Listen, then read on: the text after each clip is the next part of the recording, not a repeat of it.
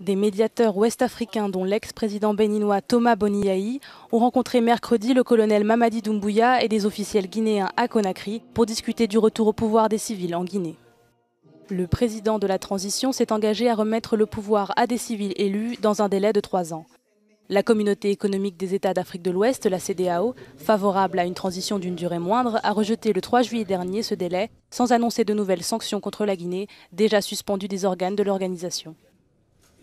Une coalition menée par le chef du principal parti en Guinée, l'ex-premier ministre Cellou Dalein Diallo, s'est par ailleurs inquiété mercredi de l'allongement dangereux de la liste d'atteintes aux droits fondamentaux qui risque de porter un coup fatal aux efforts de médiation de la CEDEAO.